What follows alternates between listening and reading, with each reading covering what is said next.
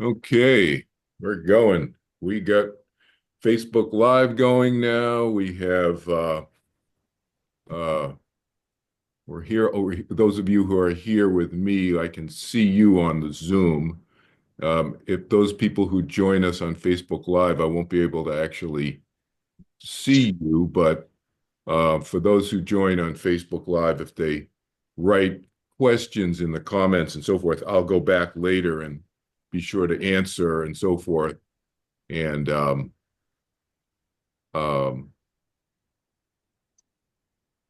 be interactive that way. Anyway, great to have everybody here today. Today is November 12th, 2024. My name is Kelvin Chin, for those of you who don't know me. Um, I suppose I could give a couple of sentences about myself as people are joining us for this session today. My name is Kelvin Chin. I am a meditation teacher, and I've been teaching meditation for 50 years, longer than that actually, but that's close enough. And I taught the first meditation courses in the history of the U.S. Army, in Korea, in the demilitarized zone, and all the U.S. Air Force bases as well in Korea. And I also taught the first meditation courses in the history of West Point Military Academy in New York State in the United States. And I've taught in businesses and living rooms, and now I teach on Zoom. I have students I help with meditation and overcoming the fear of death and understanding about the afterlife uh, in 68 countries now. And so I'm teaching on Zoom primarily um, worldwide. Um, I learned to meditate when I was a teenager. I was very stressed out. I didn't know what spirituality was. I got into spirituality because I started having experiences that I couldn't explain. So that's kind of my background in a nutshell. So I come at this whole discussion about spiritual experiences and so forth and so on as I guess, a born skeptic, a somebody who looks at these things through um, uh, a lens of, is that for real, or am I making this up? Lens. And but seriously, I've had a lot of experiences, as some of you who know me, my past life memories of go back 6,000 years, a couple of dozen lifetimes worth of memories of varying degrees of each lifetime. And I started communicating with the other side in the mid 1980s, so about 40 years ago. So it's very normal and natural for me, is the point. I've had a whole range of experiences for a long, long time, and that's just this lifetime. Um, so I'm hosting this evening with you, and I'm going to introduce to you four of my students who are teachers. Many of them are teachers in their own right and have their own groups of students and so forth who they work with from around the world. But we met each other through my work, and I've helped them with the loss of their loved ones, especially their children. Um, so anybody who's here, who's listening to this, or who's here live with us today from around the world, who's lost a loved one, whether it's a child, I have two children who are alive, um, or whether it's anybody else you've lost. It's a horrific thing. It's a terrible, traumatic, tragic thing, especially if we're very close to that person who is now moved on, transitioned, died biologically, and now on the other side. Um, I've had those of you who've read my books. Well, I have three books. Okay, so if you read this book, you know about one of my lifetimes where I lost nine children in that one lifetime.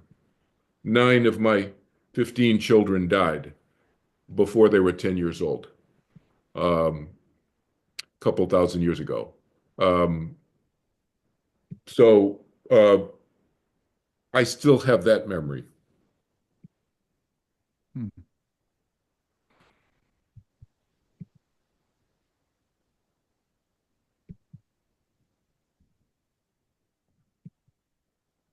You know, these things stay with you for a long time. And I want to, before we go to the four panelists who've uh, been so generous to give some of their time this evening to share their stories with you, um, I want to say a few words about grief, sadness, losing a loved one. So we've all experienced this if you've lost a loved one. The way I think about grief is not just sadness. I think of grief as this deep emotional experience, feelings that sometimes can be conflicting feelings. You know, sometimes you may have had a great relationship with that loved one who is no longer with you, but even a great relationship is never perfect, right? And so the conflicting feelings that can come along with this, not just so that could be directly with that individual in terms of your own personal relationship with that person who's now moved on, but it also could be other conflicting feelings that can go along and complicate our grieving experience. Maybe they didn't live near us.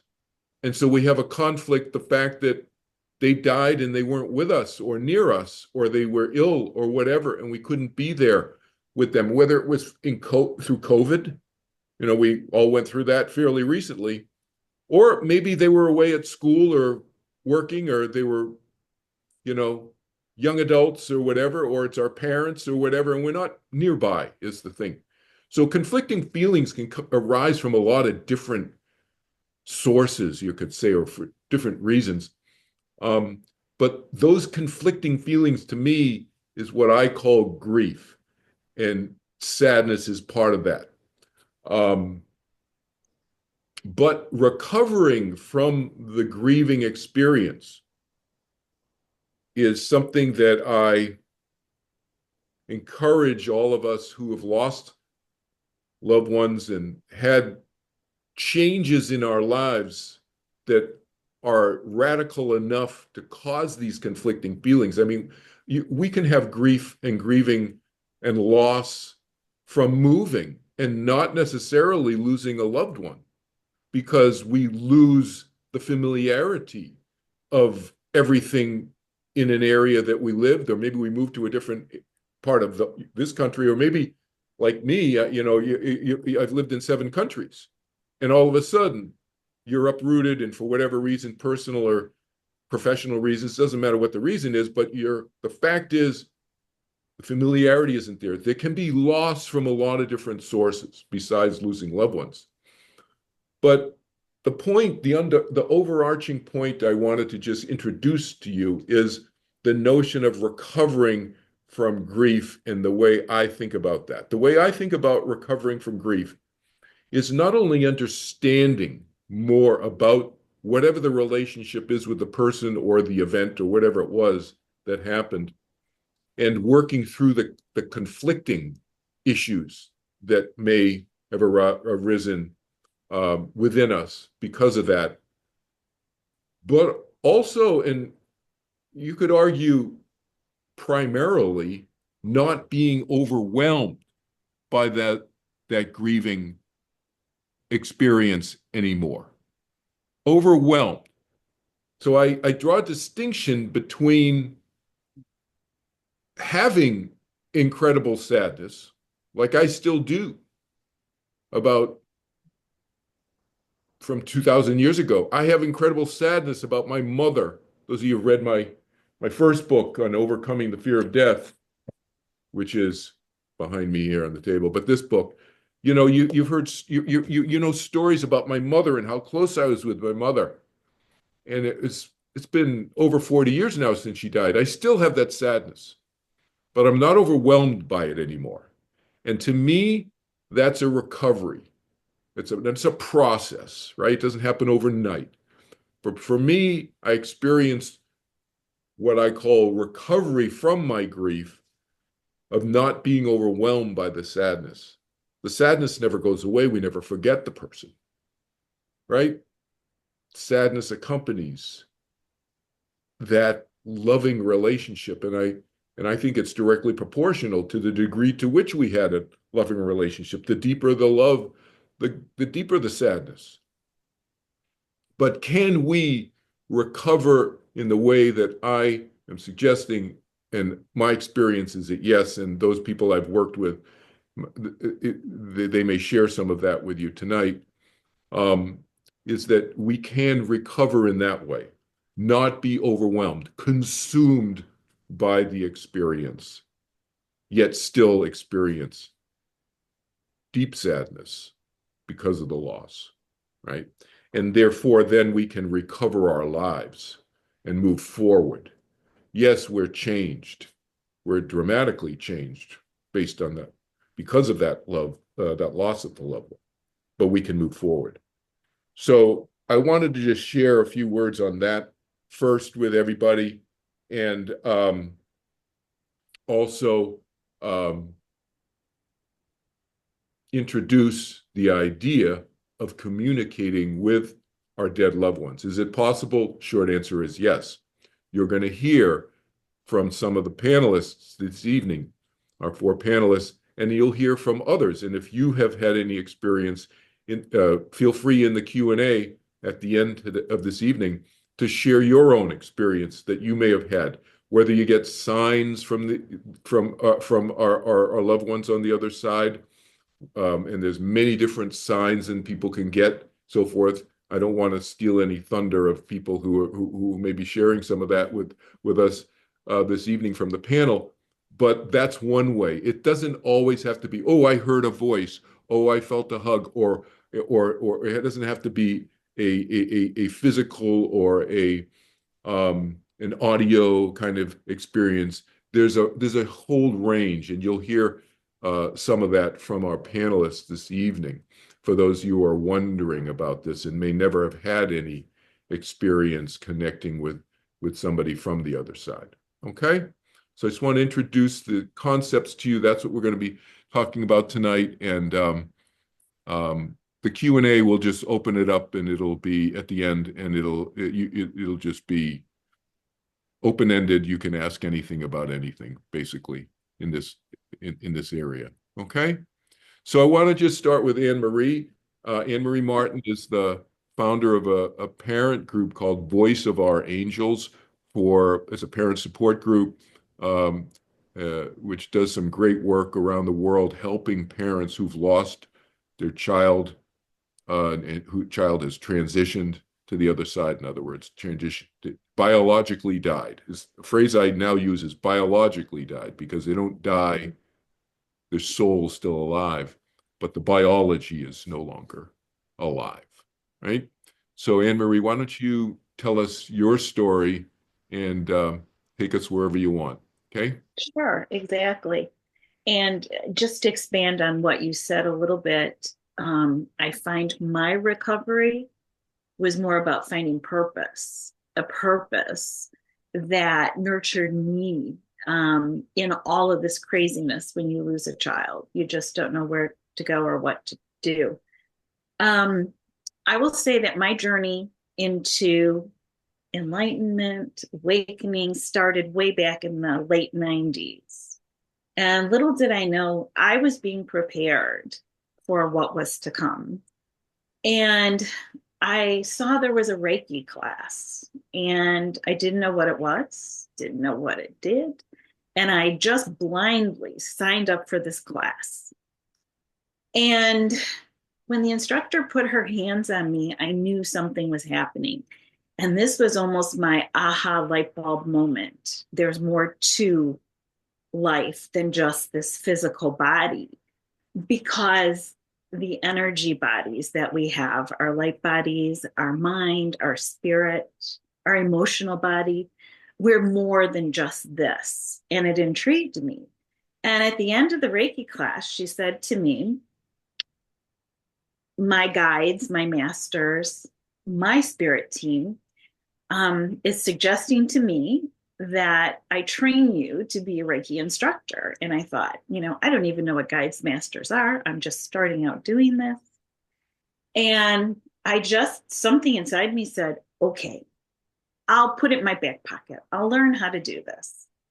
And maybe somewhere down the line, I might want to do it. So I look at all of that experience, just going into it, blind faith and trust, as being prepared for what's to come and part of my awakening, as I said previously. And my life had sailed really easily up until 2006. That's when the traumas start coming, one after another after another. I did self-healing every single day. In 2006, my mom passed away. 3 months later, I had bacterial meningitis. And this is an interesting story. I was in the hospital, and it was the worst pain I'd ever experienced in my entire life. And I really honestly just wanted to die. It was so bad. And I had a near-death experience, which is another subject. But I had friends who did energy healing. And one in particular was in Rome during most of my hospital stay. And when she landed, she has a very special son who is very intuitive, very gifted, and walks with Jesus. He sees Jesus all the time. And as they landed, he said, Mom, we have to go to the hospital. Somebody needs us. And she's thinking, okay, son, we're going to walk into the hospital. How do we know who needs us, right? So she said she checked her voicemail, and she heard another friend of mine calling her saying that I was in trouble and I really need healing. So honestly, for her to just turn that car right around, come right to the hospital. And at this point of the game, when she walked in, the neurologist was in the corner. And he said, go ahead, do your healing, do what it is you do, because what we're doing is really not working here. So she did her healing. And I think about 10 minutes later, I opened my eyes and I said, what are you doing? What is going on? I don't remember a whole lot. And her son stepped forward and he said, Jesus is here. Don't worry. Jesus said she's not going anywhere. She's needed on the planet. And I will never forget that statement when he said, Jesus said, you're needed on the planet. And I'm thinking, me? What is it I'm supposed to do? Right. So I'm thinking about the Reiki. Okay, I'll start teaching. I'll start doing Reiki. Jesus says so. So I'm going to get with this and I'm going to do this. Right. Well, 3 months after that, my son passes away. He transitions to the other side. And I had been hearing a bit of spirit, but I want to say it's more my guidance that I would hear, and not really deceased loved ones, because I didn't have anybody on the other side. And now Kelvin's going to make me cry. But anyways, he left the house and he passed away out of state. And I said to him, I'm going to remodel your bedroom. I'm going to make it all new. I'm going to paint. I'm going to do a new bedspread. I'm going to go through your closet. It's going to be all brand new when you come home. And I was almost done. And I heard as clear as day, Mom, I'm home. And I said, wait. Don't come in yet. I'm not done. Give me 10 minutes. Then you can come in. And it was no sooner than that my husband came in and said, there's 2 policemen at the door and they don't look very happy. And I thought, oh my gosh, what did my wild child do, right? And I said to my husband, go get him so that he can see this. And my husband said, he is not here. And I am being surged from ear to ear. He's not here. And I said, he's certainly here. He said, Mom, I'm home. And he said, his car's not here. I'm telling you. And then we got the tragic news. And I just stood dumbfounded thinking, how did he get through to me so quickly? He was home, but he wasn't home here. He was definitely home. Um, After going through all of that, once again, I do want to share a little story about his funeral also. My friend's son, who's so gifted. At the funeral, he was so adamant to come up to me to say, he's on the altar with Jesus. He's with Jesus. He's okay. He's okay. You can breathe. You can rest easy. And he could see, he could hear, he knew exactly what was going on. He said, he gets it. He's up there. Jesus has him. I see him hugging him.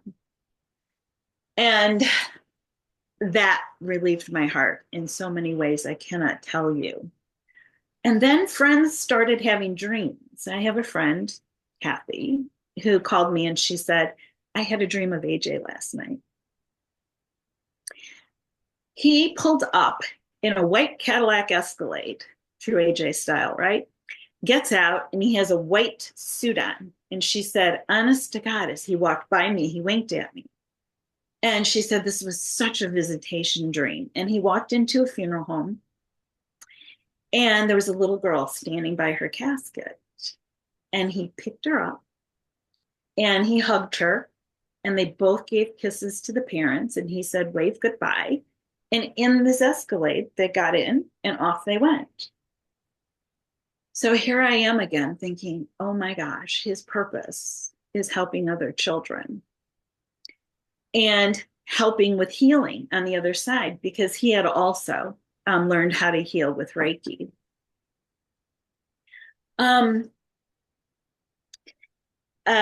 There's lots of children on the other side, by the way, healing each other. And part of this group is what the purpose of these children are and do on the other side. I got online. I joined a grief group, some obscure grief group in the UK, I think it was. And I was so taken back that 10 years out, 12 years out, 15 years out, these people were so stuck. And they just were not moving forward. And it was just enabling each other. And it was crying every day. And I was just so sad thinking, is this what's in store for me for the rest of my life? And I distinctly remember my son saying to me, this is not how the story ends. So someone from the group came to me and said, let's start our own group. You know what? Let's encompass joy. Let's encompass happiness. All with the thought that our children are watching us. They don't want us to be sad. Let's make our children proud that they're watching us. Honor them, celebrate who they were, who they are. And let's bring in mediums and healers and people who can help them learn too how to do this. So with that in mind, we started the group and I heard start the group and they will come, because I thought, who's going to even join this group, right? And little by little, people just started coming, and then they would tell another friend and another friend and another friend. And people like Kelvin came in and taught meditation. And that in itself is something huge that everybody should learn. And I'll go into that too. Then we fast forward to 2019 and I got sick again. And I'm thinking, okay, I know how to do Reiki. I'm doing self Reiki. I had a strange rare disease that nobody could diagnose for about a year and a half. And I was so sick. I was in the hospital, intensive care, pulmonary intensive care. I was in and out, having anaphylactic reactions. And this to me was a miracle, because I was in the hospital when my husband brought my laptop and he said, you know what?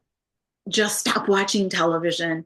get on your laptop, get back to the group, tell them you're sick, open the laptop. So, you know how things scroll through your feed? All of a sudden, I saw Brian Smith doing a podcast with Kelvin Chin. And I was just I was just focused on that podcast because Kelvin started talking about how to heal your mind and how it helps you physically heal. And at that point, I felt like Reiki wasn't doing it all. I needed something else. And so I didn't hesitate to call Kelvin. And I said, I've been really, really sick and I need to do this. And I joined his class. And I feel like the Reiki and the meditation, they work together for me. There's lots of tools out there that parents can embrace.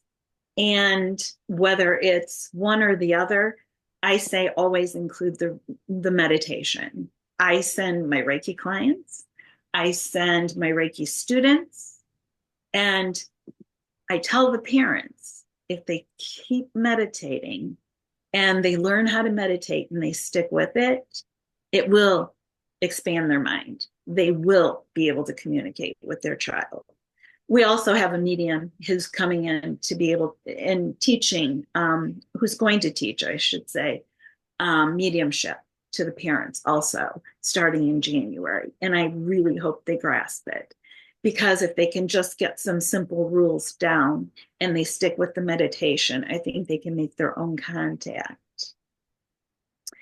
And what else? Oh, I wanted to talk about Kelvin's books also briefly because his After the Afterlife book, when I read that, it started triggering past life memories of who I was in past lives. Little by little, the puzzles were coming. The pieces of the puzzles were starting to form together. And it just helped me understand what I went through in past lives, who I was, what my soul is, and went through. And I thought that was absolutely a miracle that I found at least 2 or 3 past lives after I read his book. I also love Marcus Aurelius, and he'll he'll show you his 3 books again, and we'll put the links so that you can buy them. But that's pretty much my story in a nutshell. And today, I didn't go through and really write any notes or even look at it, and I haven't looked at it in a long time. And I was very emotional all day today because it was such a trigger for me. Mhm. But then I looked back and I thought, look at how far I have come. And I just want to share briefly is I went to see a medium on Saturday. I was actually kind of forced. There was an opening. My friend said, you got to come, you got to go, you got to come. And when I walked in, she said to me, your third eye is so huge. You do mediumship like I do, right? And I said, no. She said, why not? And I explained to her that I do healing and it's most important to me to be able to do the healing work. And she explained the messages are also healing. But then she did say, and she had never met me before, she said, your son's here. And oh, by the way, I can validate for you, he and the other children on the other side are helping with the new children who come. They're helping with the healing of these kids crossing over. And it kind of blew my mind because I knew that I had seen it, people had seen it in dreams, but to be validated that your child also has a purpose on the other side gives you more purpose and just motivates me even more to get out there and help people as much as I possibly can. And that's my story. Thank you, Annmarie. You're welcome. Thank you for sharing all that. Yeah, before we go to Lorraine, I just want to make a couple comments. So Yeah, beautiful. Thank you for sharing that. And I'll work backwards, no particular order here in terms of my comments. But yeah, people can have purpose and we call them jobs or purpose, whatever, doing sure. stuff with some intention to it. Like AJ, if you didn't catch, AJ is Annmarie's the name of Annmarie's son who is transitioned on the other side, AJ. So like AJ's doing, or whoever, anybody can do that or not.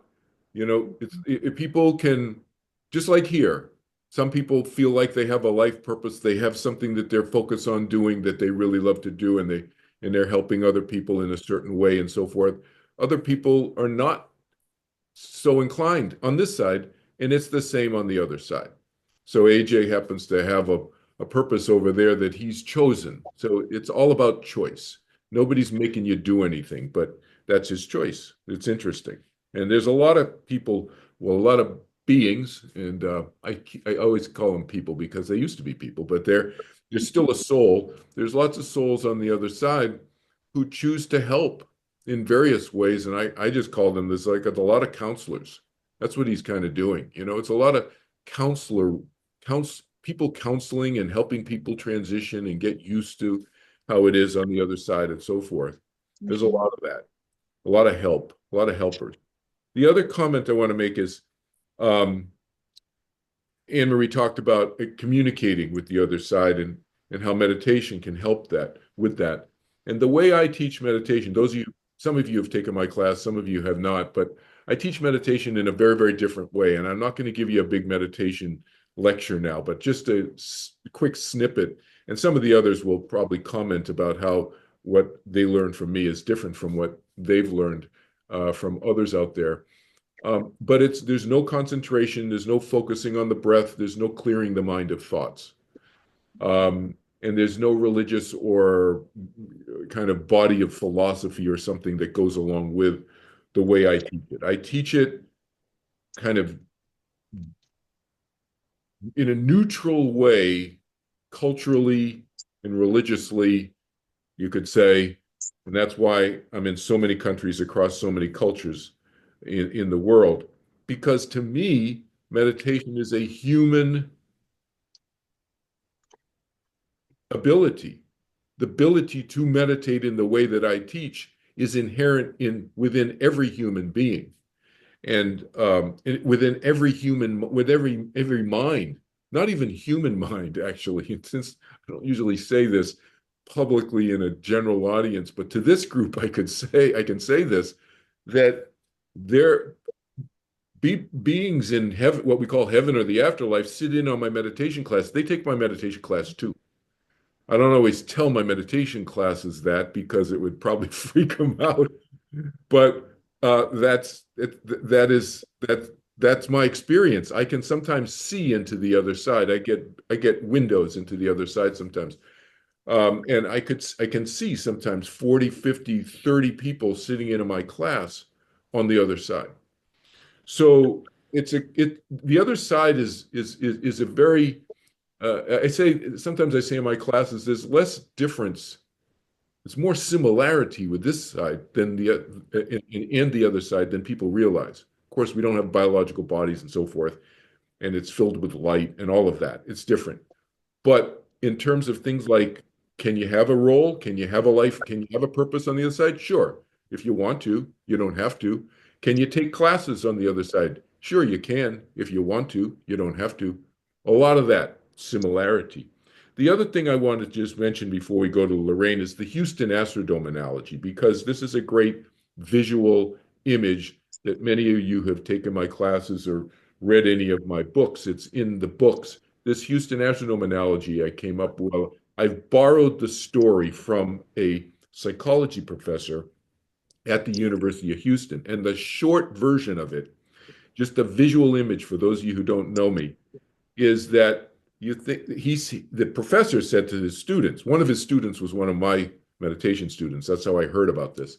And the professor said to this group of graduate students, you all think your mind is like this little 8-inch bucket, this little 16-centimeter bucket with 8 or 10 or 15 ping pong balls. Those are your thoughts and emotions, feelings, experiences bouncing in and out of the bucket. No, no, no. He said, no, your mind is huge. It's this huge 90,000 seat stadium. Houston Astrodome is a big, huge stadium. But, if you're in the UK, Wembley Stadium seats 90 or 100,000 people, whatever. But you don't know that that's your mind, he said to his students, the psychology professor, because you just seen this little bucket down in the middle of the pitch, in the middle of the 50-yard line or whatever, with a little desk lamp over it, and the rest of the stadium is dark. It's at night. So what I'm teaching, so I've taken his story and I've expanded on it. And what I teach my students is how to get out of the bucket part of their mind, which is a part of their mind. But most people live their whole life, die, live their whole life, die 80, 90 years, 100 years later, living only in the 8-inch bucket part of their mind, missing out on the vastness of their individual mind and all the skills and all the experiences and abilities that come along with that. And mainly in my work, I'm about creating a deeper sense of inner peace and contentment and increasing happiness and decreasing suffering. And those are all side effects of expanding our conscious capacity out of the 8-inch bucket part of our mind. And so the 8-inch bucket part of our mind is that part of our mind we use when we're driving a car. Pay attention, focus, look through the windshield. Or it's that part of our mind we use when we communicate and we're hearing English words that Kelvin Chin, this guy, is speaking right now.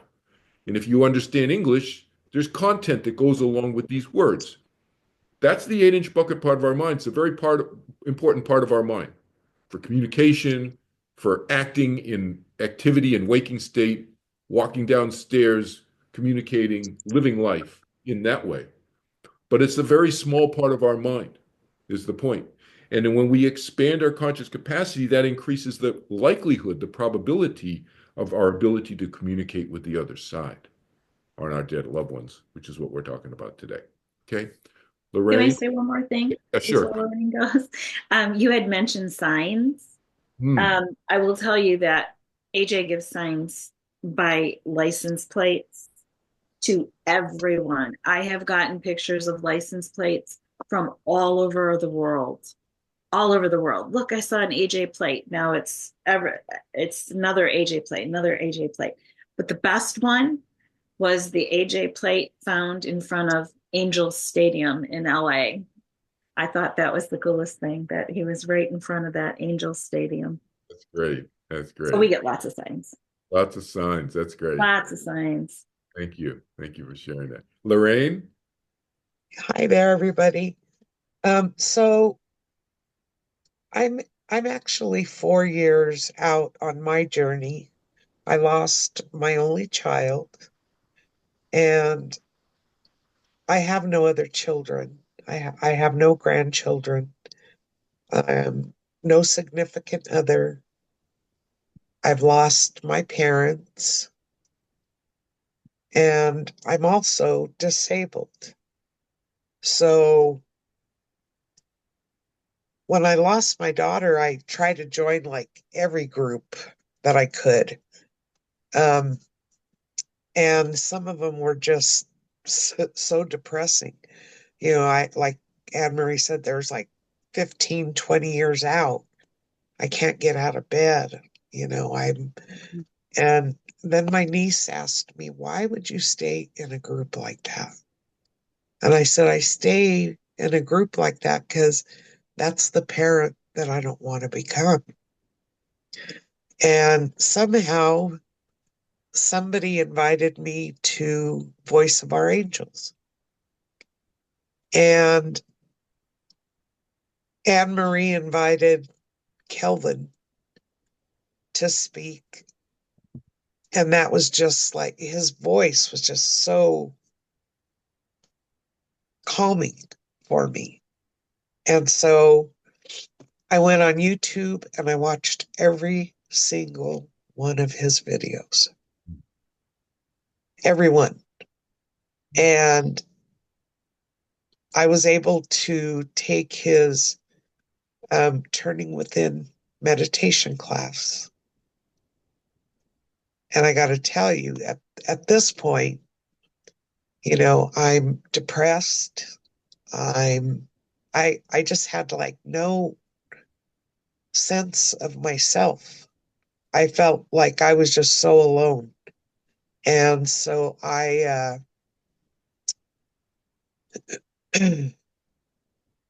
I also had anxiety. I was not sleeping, and I had PTSD from finding my child. And so I took the meditation class, and it was amazing. Immediate relief. First of all, because I knew where my daughter was. I was also able to take the Afterlife series, and it's a calming feeling to know that. No, I was getting signs that made sense. Of course, I at first had to tell my daughter, please send me signs that like I can understand because I'm like older and I don't want to miss any of that. And so um she did. She'd send me like really off the wall stuff. And I was like, okay, I'm getting it. I'm getting it. And then I met Brian, and I watched every single one of his videos. His voice was also calming for me. It was also between Kelvin and Brian, it was somebody that I could follow, somebody I could understand. And this is Brian Smith from Grief to Growth. He has he's a grief coach. And I know sometimes it sounds like I'm not tuned in to these groups, but I absolutely am because it's been life-changing for me to be more involved. And so then I was able to take Reiki with Annmarie. And at this point, I was doing better mentally, but physically with my disability, I was losing my mobility completely. And I didn't want to tell my family that. They'll put me away. But so I took the Reiki class, and the first weekend it was a 2-day class. That next morning, I got up, I stood up, and I walked. And I felt so good that I cut my grass. And then my family said, okay, we're going to go to lunch. Do you want to go with us? We'll go pick you up. I said, no, I'll drive. Well, I hadn't driven in like 3 months. I drove there, and it was just amazing to be able to feel that good. I was sleeping better. I was walking.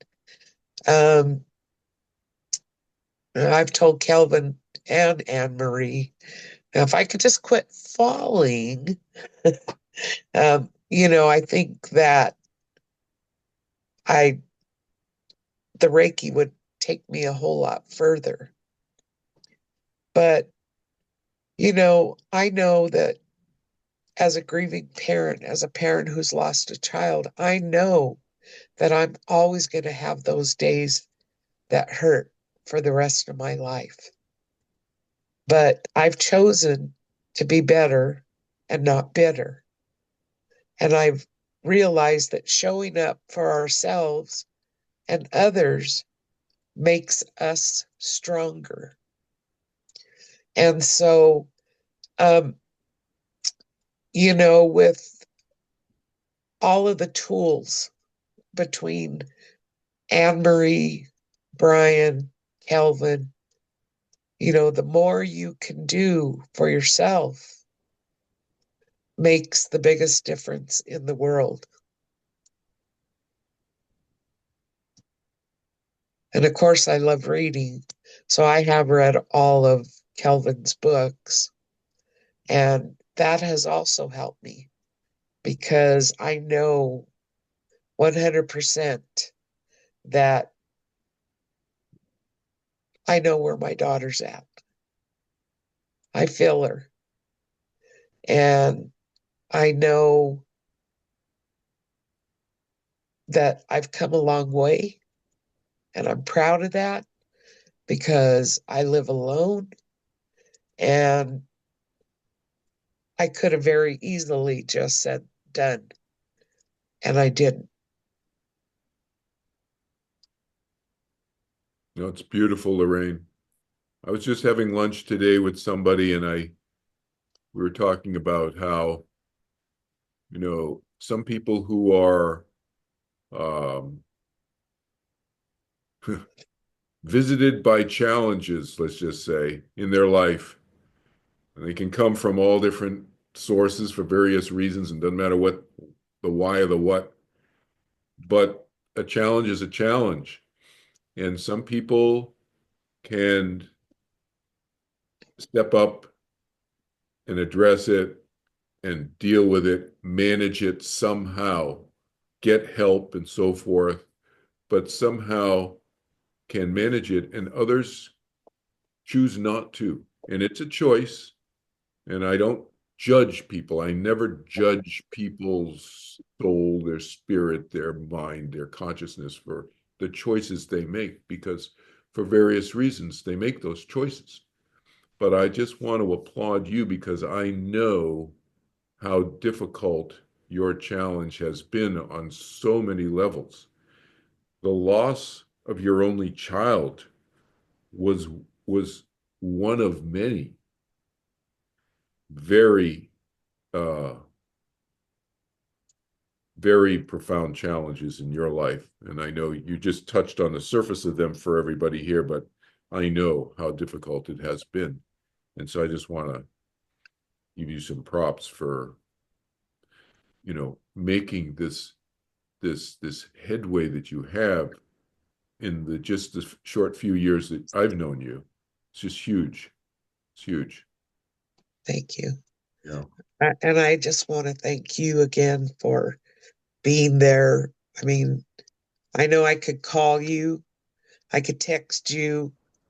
Um, I'm like, who does that? He's teaching 60 different countries, but you still take the time to find my messages and answer me. And that's huge for me.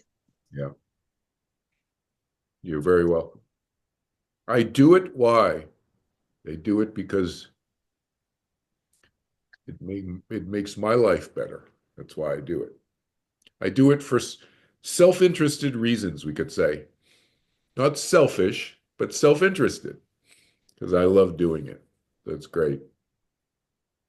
It's great to help you. Thank you, Lorraine. Thank you so much. Um, Megan, hey, how you doing? Good to see you. Hey. Hi, everybody. I'm Megan. Um, so I could talk about my daughter for years, literally, and not stop. If you ask my mother every day when I drive home from work, I'm always telling her this. She's very communicative, my daughter, in spirit. So I always have a million stories, but I will not tell them all today, so don't worry.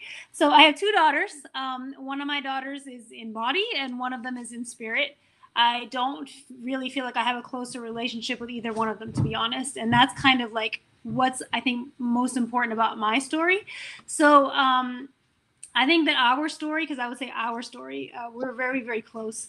Our story is one of determination, transformation, and joy. And the reason why I or we want to share our story is just to give hope to other people. I say the same as other people who've spoken today. Early on, you hear people say things like, they haven't gotten out of bed for years. And again, I don't judge people for that either, but that is not what I wanted.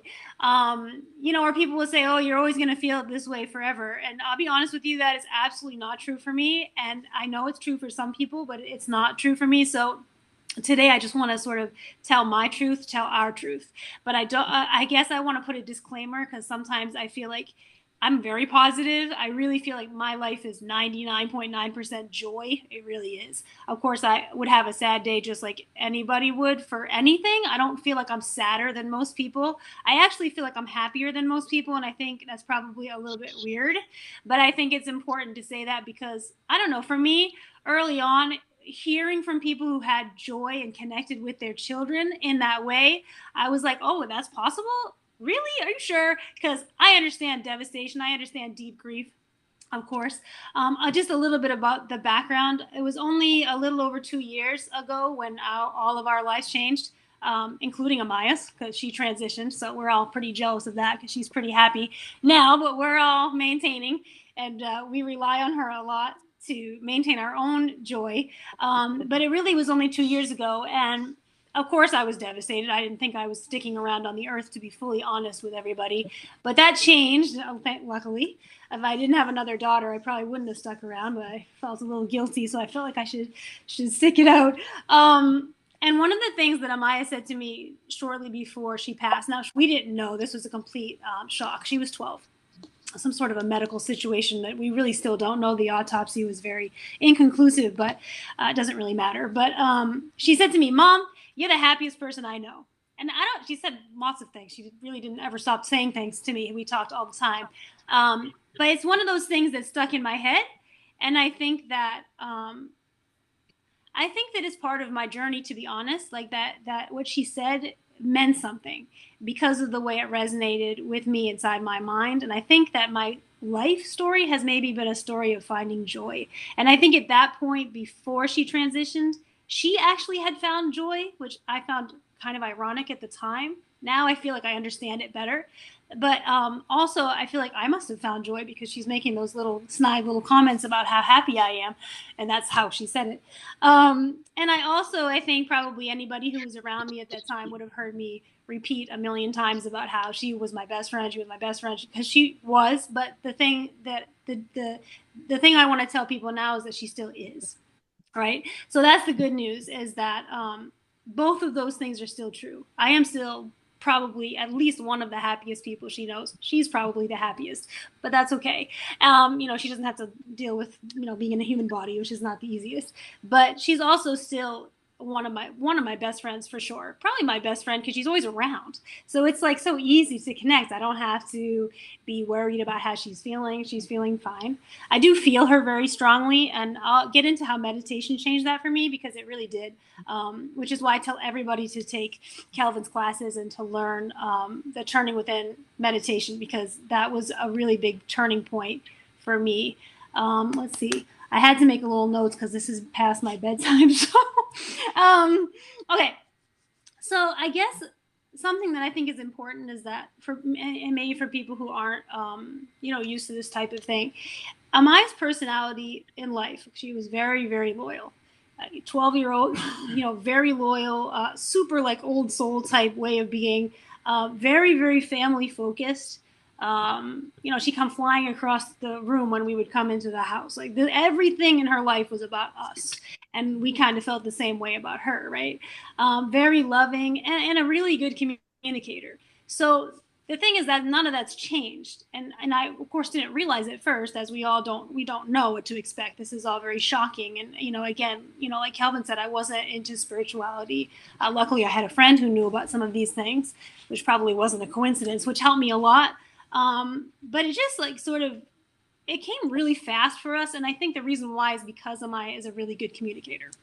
Like she basically had to hit me on the head with the type of things that she was sending. I wasn't going, and I am a very good listener too. Let's be honest. When it comes to my kids, like they're my life. They always still, with my kids. And I'm a good listener. I understand them. I understand them well. And so I think that allowed me to be able to hear her.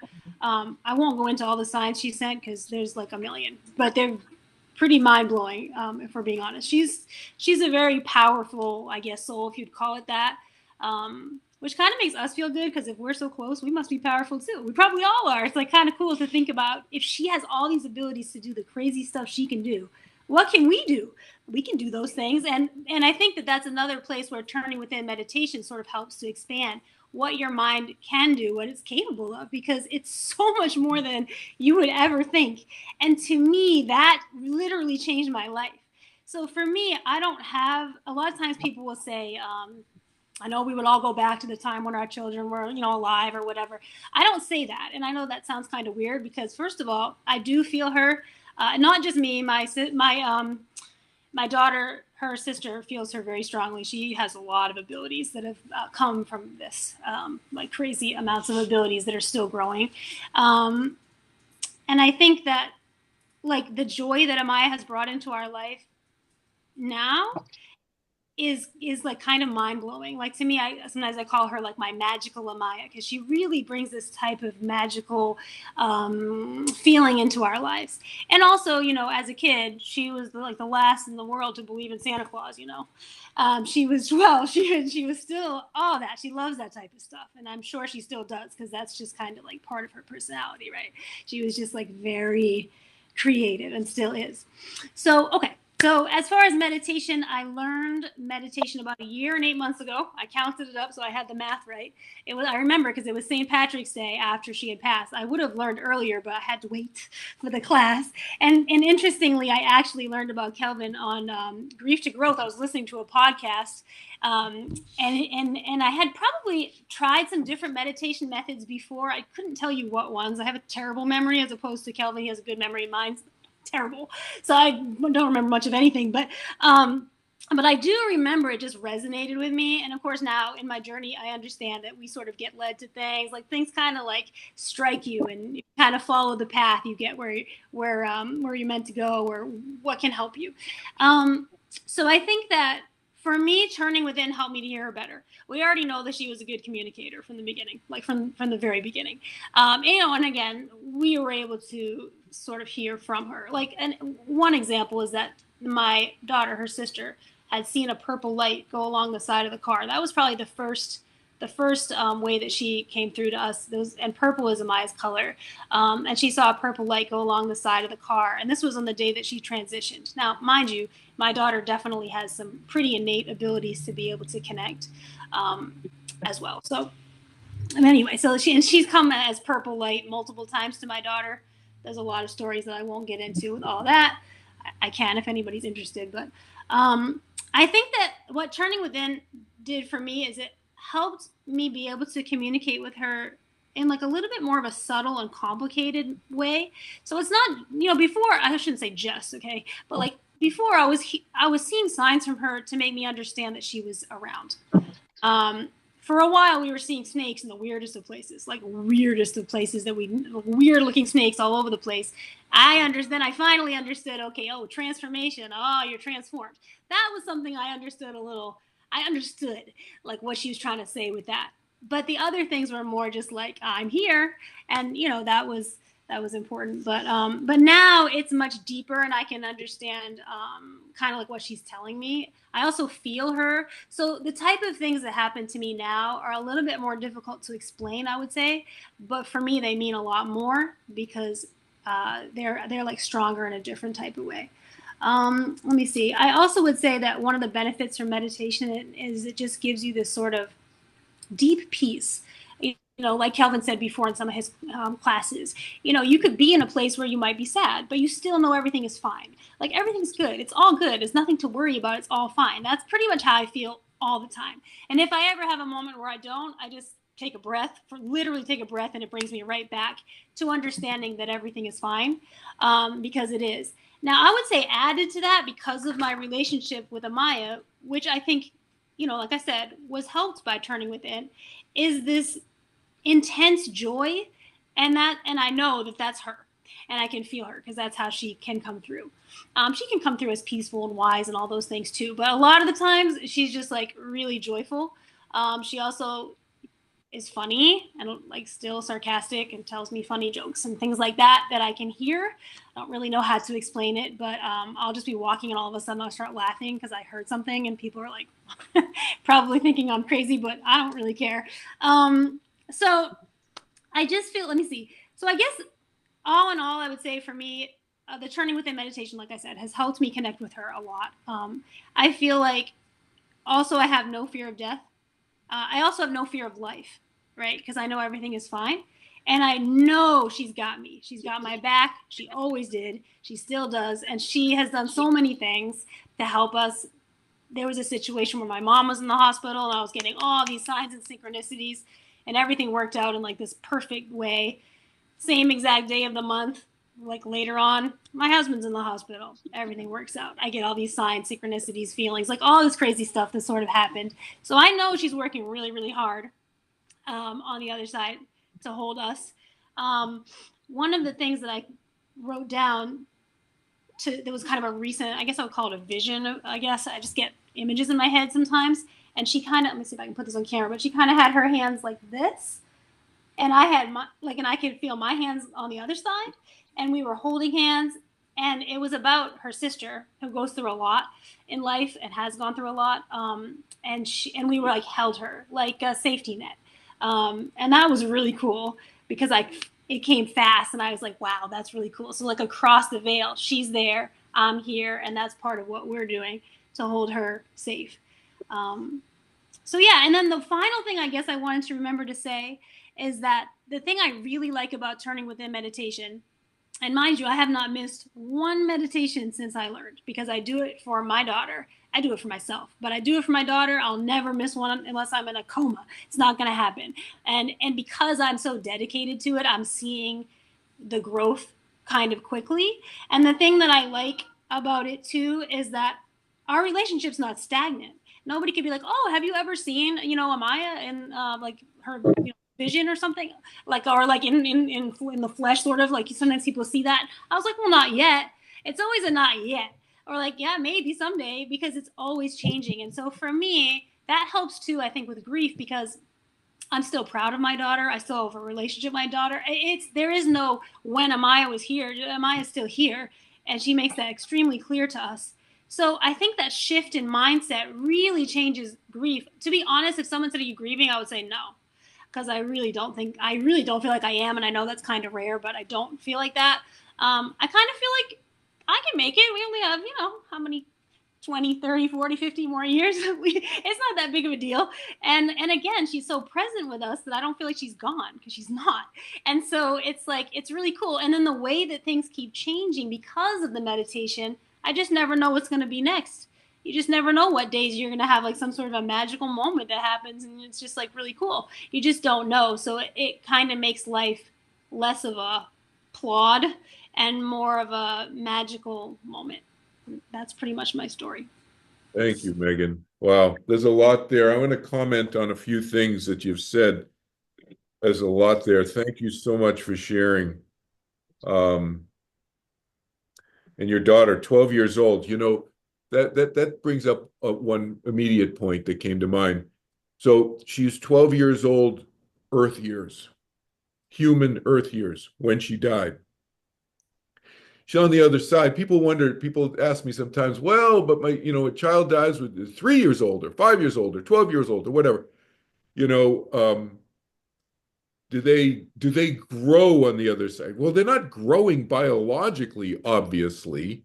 And this thing we call a brain, a human brain, is a biological thing which we filter our soul through, basically. And yes, it it have certain developmental stages in the brain as a physical biological thing? Yes, of course it does.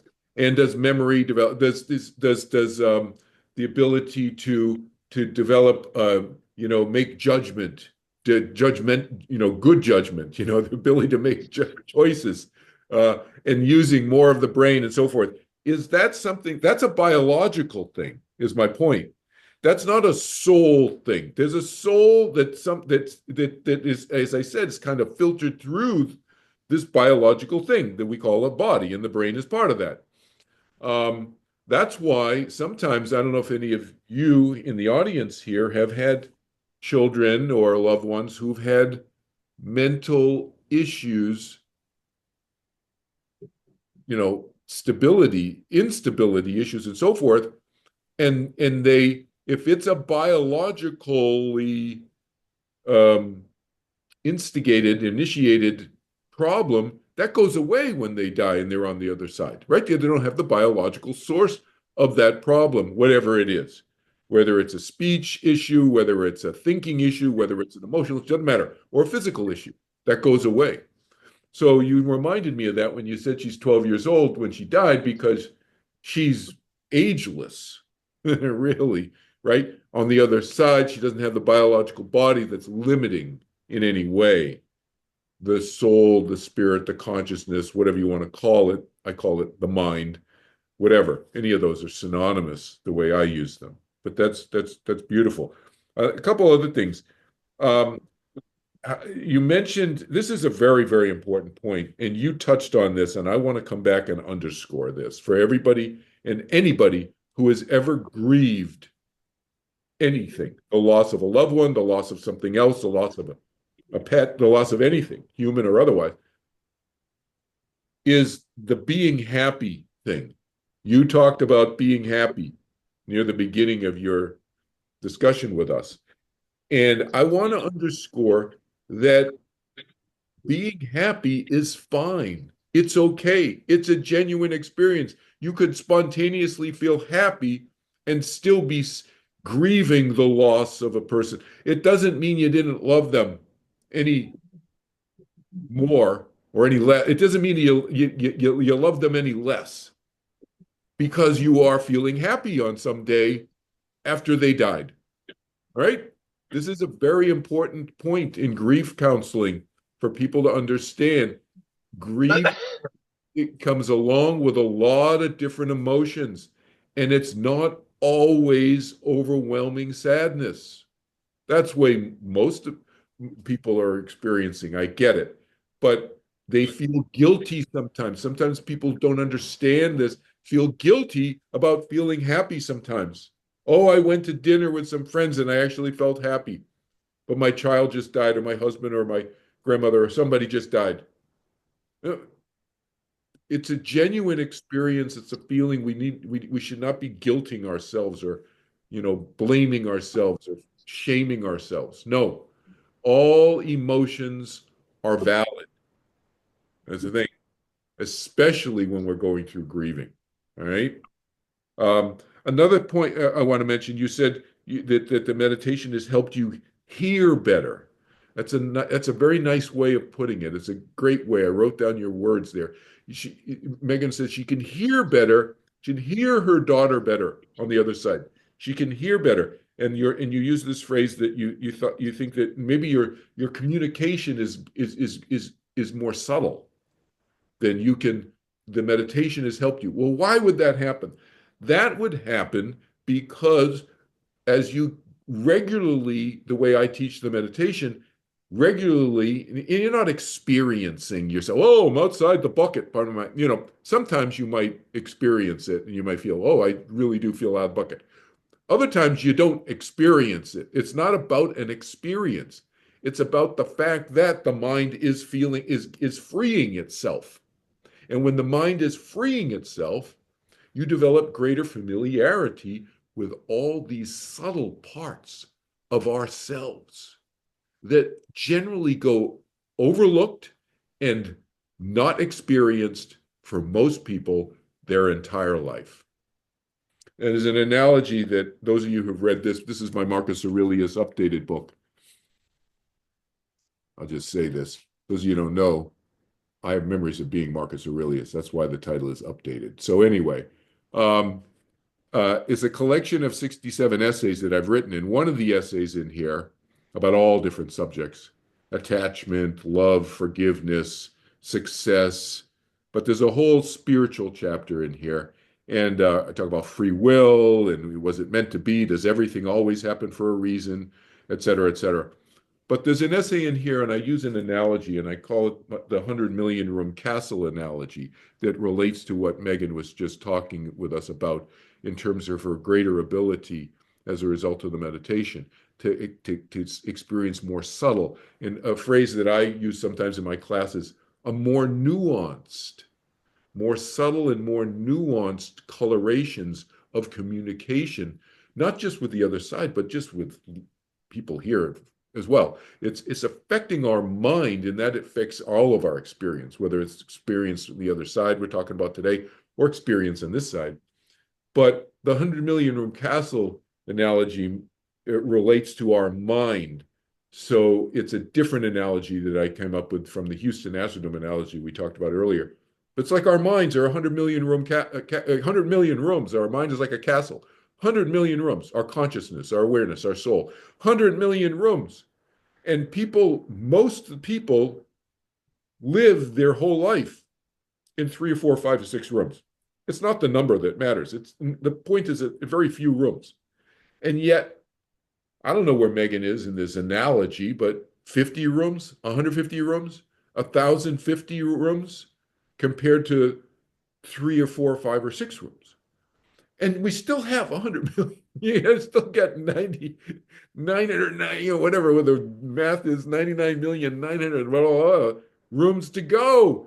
It's like our minds are huge. We don't tap into them.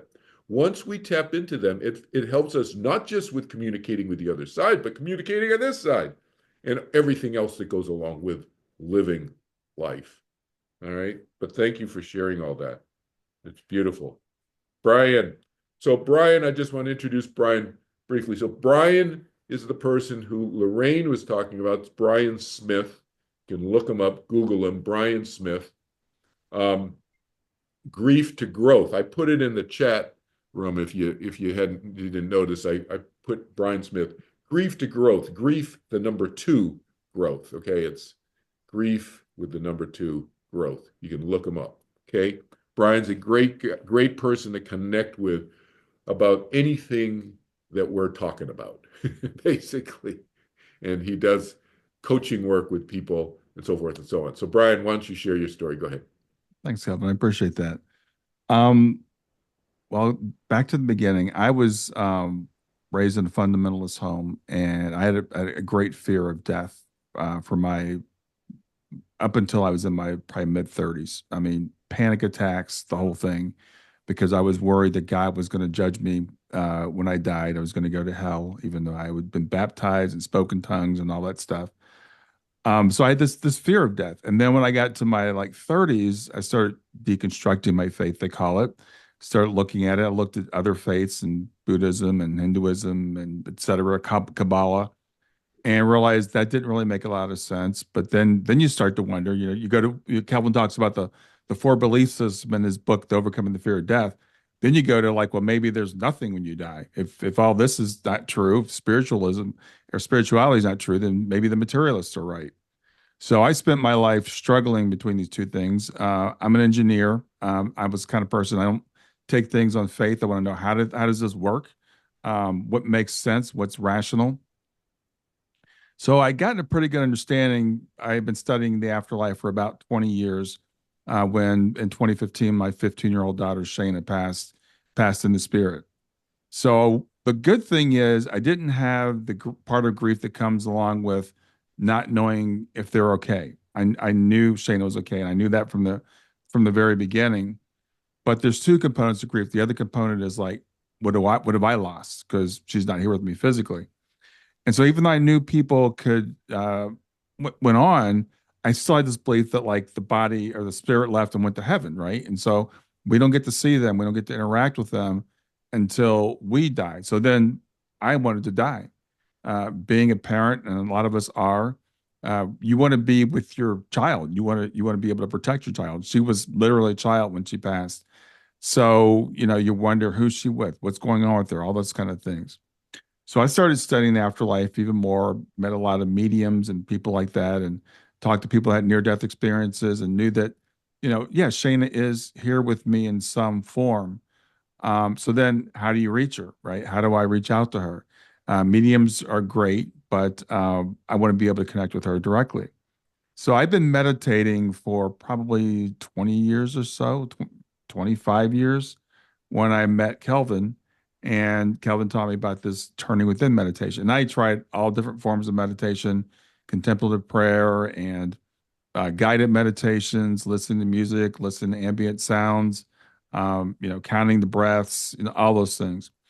And the thing that a lot of them have in common is they try to get you to, quote, clear your mind And people will come to me and say, I can't meditate because I can't stop my thoughts. And so when you think, oh, I've stopped my thought, and then you're just like, oh, I just had a thought. No, I didn't stop it. And it's a cycle that just drives you insane. And so when I talked to Kelvin, and Kelvin taught me this method, the non-method, I guess I'd call it. I kept saying, well, do you do this? Do you do this? Kelvin's like, basically don't worry about it. And what happens when this happens? Don't worry about it. And so it's a very, as Kelvin said, easy, natural form. Now, in terms of communicating with my daughter, it reminds me when I was a little kid in church and people would say, God told me this, God told me that. And I'm like, why is God talking to everybody, but God's not talking to me? So I finally started asking people, when you say God told you this, what do you mean? Did you hear an audible voice? Was it a burning bush like Moses? I mean, what do you mean? Why, what? No, I just kind of knew. And I'm like, oh, well, if that's the case, I guess God's talking to me too.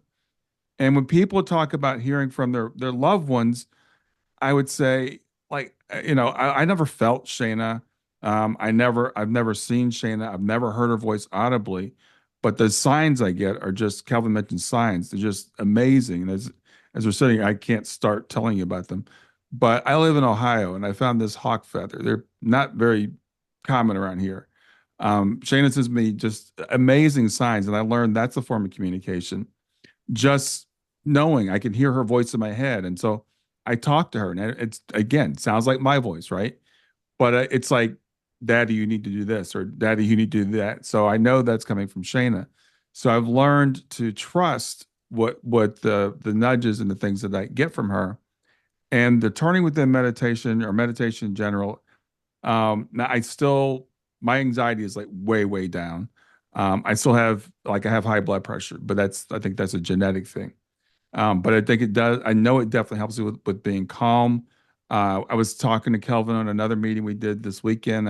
We were talking about pain management, and I was lying in bed one night, and my hip was killing me, and I couldn't get comfortable. And every way I turned, it hurt, and I couldn't fall asleep. And finally, I thought, what if I tried meditating? So I started meditating, and immediately my mind was off the pain. Now the pain was still there, but I wasn't focused on the pain. And once I stopped focusing on the pain, I fell asleep. So it's great. I mean, it's just a great practical application of it. We're going through this thing now in the United States, with the election that's just over, and it's got a lot of people on edge. What's going to happen? So with this meditation twice a day, I for me personally, I get up in the morning, I do a little gratitude practice, I go do my walk, take my shower, and then I meditate for 20 minutes before I start actually sitting down at my desk and working. And then I take a break in the middle of the afternoon, and I it's basically a reset. It's like, let's just get, because we get all wound up when we're working and stuff. I do another reset. I'm fortunate if I can work from home, so I just go up to my bedroom, I lie on the floor, and I do a 20-minute meditation. So it's been great for me in terms of, again, reducing anxiety, really getting in connection with who I am at a higher level, feeling a stronger connection with my daughter, and really able to, when again, I woke up the other night and my mind was racing about what was going on with the election stuff, and I just started meditating. It's like, I'm not going to do that. I've learned my mind doesn't control me; I control my mind. And so I'm like, I'm not going to have these racing thoughts. It's not productive. It's 4 o'clock in the morning. There's nothing I can do about it right now. Let's just get back to sleep. And it gives you a way to do that. Because you can just say to your mind, hey, we're not going there, we're going here. So that's been my experience. Beautiful, Brian. Thank you so much for sharing it. Um, yeah, no particular order on some comments. Yeah, it was beautiful what the last thing you said was, like, my mind does not control me, I control my mind. And in the way I teach the meditation, it's not about controlling the mind. That's not the technique. There's a specific technique involved. It's not just sitting there letting your mind go wherever, but there's a specific technique which involves not controlling the mind. Mm-hmm. And that goes to the issue that I've been saying for a couple thousand years now, which is control what we can control and let go of what we cannot control, right? And essentially, if you look at all of my teaching, that's kind of an underlying principle of all of it. teachings and the classes and principles that we talk about together. But that's beautiful. And learning to trust the nudges, they use that phrase, learning to trust the nudges, not only from Shane or from the other side, but also just within yourself, like you said, in your daily life. Those nudges, those intuitions, you call them nudges. Some people use the word intuition, whatever you want to call it. These certain sensings, sometimes people use that phrase. I have a sense of something, or just a knowingness. Sometimes I'll use that phrase in my classes and in my books. Some knowingness and trusting that. And as you trust it, some of these things, and again, Brian's an former engineer, and he and I are very, very similar in that regard in terms of being rational, logical thinkers. It doesn't mean you trust everything if something tells you that you shouldn't. You're using all of your faculties. That's the thing. And to me, feeling, intuition, and rational thinking is all thinking. And sometimes I'll bifurcate it in my classes. You'll hear me talk about feelings and emotions and thinking rationally and so forth. But really, do you walk around and you say, "Well, I have this rational thought right now," or "Now I'm accessing my emotions and I'm feeling something"? No, you're thinking. You're having thoughts, and not all thoughts are black or white one way or the other, are they? Right. They're colored. There's gradations. Somewhat of a feeling along with something that's a logical, rational thought, or more the other way. And it's all kinds of colorations like that. So to me, that learning to trust is learning to trust me. Like that's basically what you said. Learning to trust yourself. Me, in my case, learning to trust my experience and my thinking. And that comes through trial and error. We skin our knees. Sometimes I'm like, yeah, no, didn't work. But that's, to me, that's living life in a conscious, self-directed way, right? To me, that is self-development. That's moving forward, right? The signs I want to mention, something that you said, the hawk feather, that you don't have a lot of hawks there, and then you got a hawk feather. Signs. Another friend of mine, just as an example, lives in Fairfield, Iowa, former mayor, and a friend of mine called me up, and tragically his son had died. This was several years ago. And he knew that I help people with overcoming the fear of death and dying issues and so forth, and that I've communicated with the other side and so forth. He knew that about me. And he called me up and he told me about that, and we talked about his son tragically drowning and so forth. I remember he's 20 years old. He was young, in his 20s.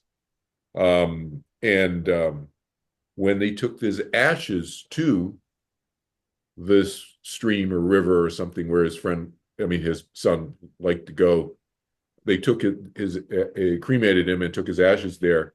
And as soon as they opened it up and they started spreading his ashes in the river, like a dozen or 20 dragonflies came out of nowhere. And his son really liked dragonflies. And they came out of nowhere and they just kind of hung around and they were just circling around the group of people while they were spreading his ashes.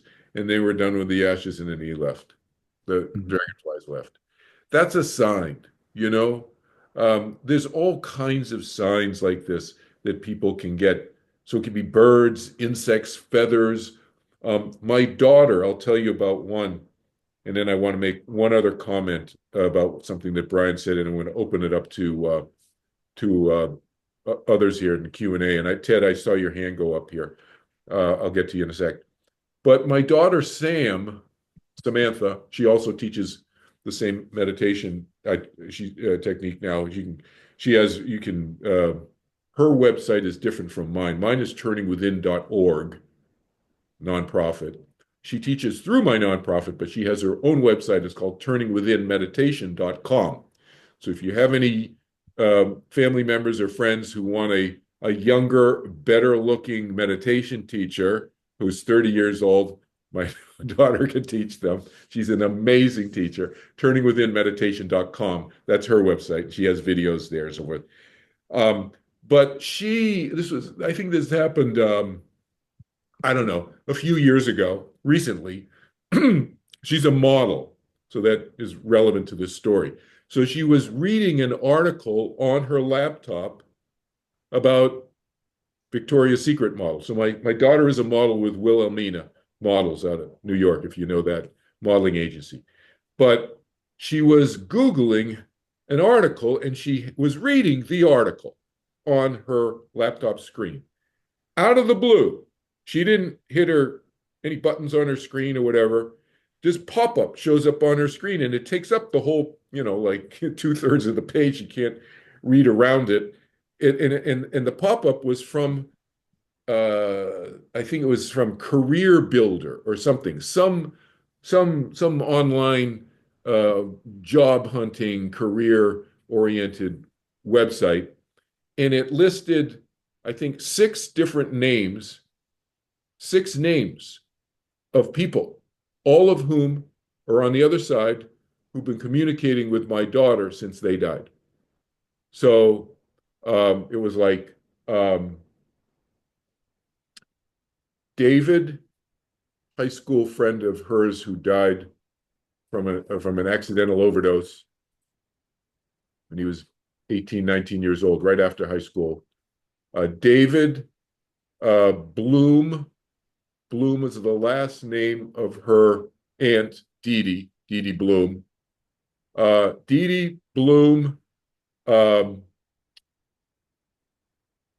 King, Henry, and Sam. Oh, and Holly is in there too. And Holly died crossing the street when she was 15 years old, and they were friends. Um, and when my daughter was 10 years old, Holly died when she was 15, and they were friends from a theater group.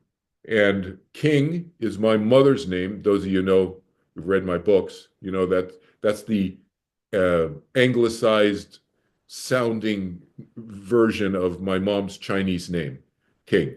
So she went by King her whole life in the West here.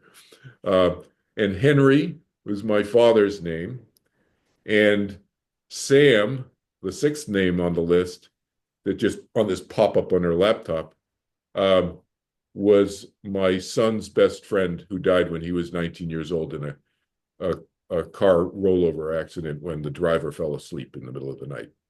So, yeah, sign. She still doesn't know who sent that to her, but clearly a sign from the other side, right? Clearly. My son, here's a story for you. Another communication.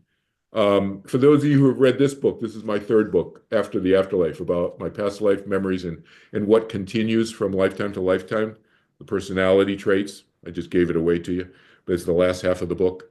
Um, um, you know about my son in this lifetime, my son Jesse, who's an actor, who was my son in my lifetime when I was a native, a Lakota shaman and chief in the 1800s. He was recently, this just happened a month ago or so. He was driving to a client's house here in Los Angeles, my son was, and my father came and visited him. Now, those of you who've read my first book, Overcoming the Fear of Death, you know this about my father. He had the first belief system, which was the science belief about death and dying. He believed that there was no afterlife until he died. And then that's why I suggest that you do not fight with people, try to convince them that there's an afterlife, because they're going to find out when they die. Okay? There's no point in trying to convince them. So my father now is communicating with people, us, and he communicated with one of my clients in Ohio in his dream. My father visited one of my students. That's a whole other story. But in this event that just happened a month ago, my son is driving to see his client. My father comes and visits him in the car, and he's hearing my father talking to him about my son's acting career, and they're talking about this. And my father is telling my son about a past life that they had together and so forth that my son did not know about. So my dad's telling him about some past life they had together. My son's driving the car and he's starting to get emotional. He said, Grandpa, I got to drive the car. I'm on 405 right now. I got to be careful. I can't talk to you anymore. And in that lifetime, my son, which you can read about in this book here in the 1800s, my son Jesse, is his name now, couldn't remember his name in that lifetime from the 1800s when he was also my son. He couldn't remember his name. So he pulls off the 405 exit ramp to go to his client's house. And he's at a red light at the end of the exit ramp. This big, huge raven, a huge raven, lands on the curb. Jesse's car is the first car, right in the corner of his car there, right on the curb. This big, huge raven, big crow, lands there and's looking at him, eyeball to eyeball through the windshield. And that's when he remembered his name was, in that lifetime, was Crowfoot. So Grandpa sent a sign. Grandpa communicated with the car, sent a sign to him in the form of a huge crow landing, and that triggered Jesse's memory, and he remembered what his name was, Crowfoot, in that lifetime. So there's a combo of communication going on there. The last thing I want to comment on, that Brian brought up near the beginning of Brian's discussion with us, Brian used the phrase, God told me this. Like, people will say, like, how, and Brian said he would ask people, like, did you hear a voice? Did it, da, da, da? And they said, no, I just had a feeling or got a communication or whatever. That's very common. My experience talking with hundreds and hundreds and maybe thousands of people over the years, very common for people to say that. God told me this. It could be their dead grandmother communicating with them. That's what Brian didn't say, but he kind of intimated that they're just interpreting it through their filter. Their mind is filtering a communication through their belief system. That's why I have Buddhist clients who say Buddha talked to them. It's not God. Buddha, there's not a God in the Buddhism, if you don't know that, in the Buddhism tradition, okay? Buddha talked to them. Jesus talked to them. Christian, whatever. Muhammad's talking to them. Muslims. Dead grandmother, some angel, whatever through the belief system that person has, they could filter. Now, could it be Jesus actually talking to them? Yes, it could be. Could it be the prophet Muhammad speaking to them? Yes, it could be. Could it be Archangel Michael speaking to me in 1986? Yeah, it could be, right? But it might just be somebody that the person is interpreting through their filter, that too. So, but you hear that a lot, God told me, or God visited me, because I think that's the knee jerk for most people. And it's understandable. I'm not criticizing. I'm just saying, educating that, that typically it's filtered. We filter through our cultural and or religious or spiritual belief systems. Very common. Okay, so let's open up the questions and comments. And anybody else want to share who's here live with us? Suzanne, you're very welcome. Oh, you have a long thing here. Do you want to say this out loud, Suzanne? Can you unmute yourself, Suzanne? I sure can. Sorry, I got a little wordy. I was just so inspired by all of you. Yeah. Okay, I'll read it. Yeah. I don't even know where to start. I was just soaking it in like a sponge. Thank you, everyone. I'm honored to hear all of you, Annmarie, Lorraine. Of course, I'm in Voice of Angels group, and to hear their stories, in their complete form was just brought me to tears. Megan, I've never met you, but I had such a, I don't know, what's the word? I can't even think. Resonance? Resonance? Thank you. That's the word.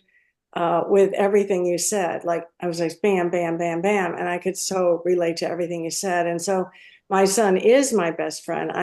Felt him immediately within one day. I was driving down I-90 in Chicago, and this whoosh came over me. I thought, okay, this is how we're going to communicate. And 7 years later, that is the case, among other things too.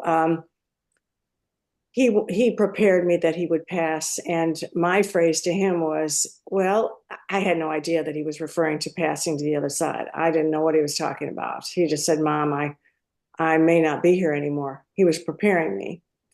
And I knew that he wouldn't accept some blasé answer, so he wanted honesty. He's 35. I said, well, if I never saw you again, I would always love you, but if I knew you were okay, I'd be okay.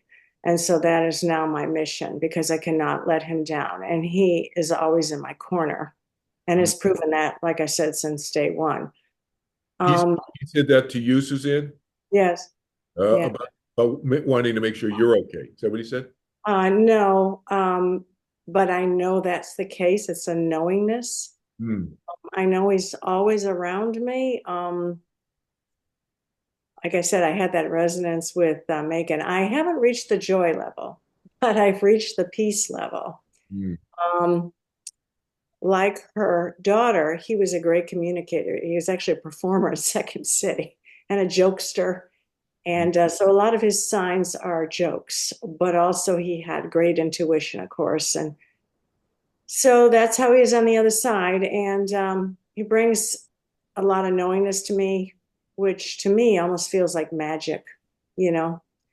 From this, I'm kind of reading now, after 7 years, I have enough what you call, Kelvin, recovery to be present in my life and do my best to help others.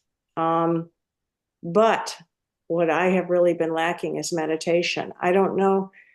I always felt that meditation was something I couldn't do because I would be, I would be distracted. But according to the way you're talking about it, that's fine. Yeah. So I can do that because, of course, I'm a wordy person, as you can tell. I want to go further. I want to explore more rooms. And even as Brian has said, not tonight, but I always remember this ground into my memory, grief is only temporary. But as long as I'm here, I want to live my life with more peace and awareness. That's all I needed to say. That's so beautiful. Thank you for this. Thank you for sharing that, Suzanne. You're welcome. Peace and awareness. That's it in a nutshell. That's it. Yeah. And we reduce our anxiety. We expand our conscious capacity. And the result is peace and greater awareness. But you notice the way I said this, Sandra, I'll get you in a sec. I see your hand. Expanding the conscious capacity of the mind is not the same as expanding the conscious capacity for experience of the mind is not the same as saying expanding experience. And it's subtle, but it's significant, because what I teach my students do is not to get a whole new body of experiences. That's a side effect.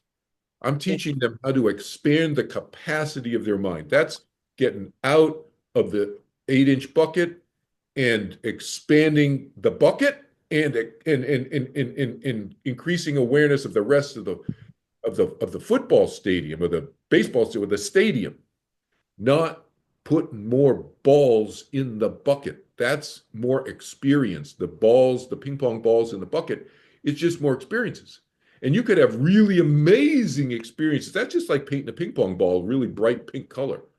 Whatever. Flashing lights on the ping pong ball. If the bucket's the same size, the bucket's the same size. Still limited. The mind is still limited. May have more experiences or more flashy experiences. That's not more peace, and that's not more self-awareness. That comes from expansion of the capacity of the mind, the container, making it bigger. The other thing I want to comment is, Suzanne, you shared something that is very educational for everybody, and I want to underscore it, which is that your son was part of Second City. People don't know Second City. That's a comedy troupe. It's in Chicago, out of Chicago, right?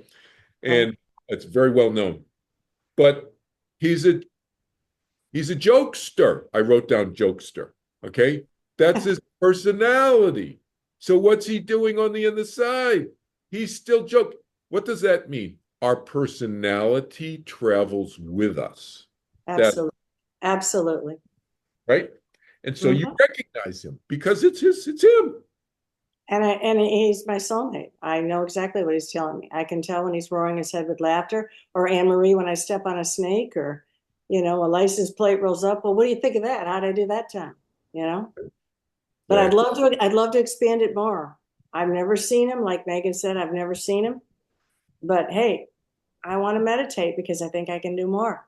I think I Yeah. can. Yeah. You get in touch with me. You guys know how to get in touch with me. You just send me I an will. email. kelvinchin.org. You see my name underneath my name. I don't know if you can see that. kelvinchin.org. Go to the contact page, send me an email, and then we'll get in touch and I'll get you. I have a class. I have one more seat for the class this Friday, actually. And then I have a few seats left in the December class, and then I have to schedule my January class. So I do it once a month, a group class, and then I teach private classes, one-on-one or family class or something, private class, or like I did a private class for a New Jersey state agency with 25 people and so forth. So I'll do private classes too in between, but I do and sometimes I'll do one-on-one private class too. If like I have a doctor I'm teaching in a couple of weeks because he finally got his his schedule. Uh, Thank, so anyway, I do private classes as well. thank So, you. January sounds good for me. I'll be moving, and so by January I'll be yeah. settled in. So Yeah. so actually, Suzanne, and I'll say this publicly, on the recording, people know, since I haven't scheduled my January class yet, you can have first shot at me and figuring out when the January class is, so that we'll schedule the group class around your availability. It'll be Friday, Well, Saturday, Sunday. All right? All right, we'll talk thank about you. it. Yeah. Thank you. Yeah, but I do that with some, the first person, oh, I haven't scheduled my March class yet. And somebody wants to, like, okay, what's good for you? Oh, that works for me. Great. And we do a group around that. Thank you. Great. You're welcome. Ted, did you have your hand up earlier first, or did you have something, Ted, did you wanted to share? Yeah, can you hear me? Yeah, I can hear you. Yeah, go ahead. Yeah. Um, by the way, it's good to see you, Kelvin. I What's that? have, What's that? this is good to see you. Oh, good to see you, Ted. Yeah, good to hear you. Yeah. I hear you. I was talking about you today to my son and trying to get him to, he may be contacting you about getting into class. But I wanted to say that, wow, this has been very inspiring. But personally, my conscious capacity has grown so wide and, since I've been meditating um, twice a day, number of years now. Time goes by so quickly. But Ted, my conscious, can I interrupt you for a sec? You're on your iPhone? Are you using a speaker or can you just talk right into the phone? Because it's a little bit muffled. I'm gonna try to use my speaker. I was on Are you using headphones, it. Is that maybe? better? Oh, much better. Go ahead. Okay.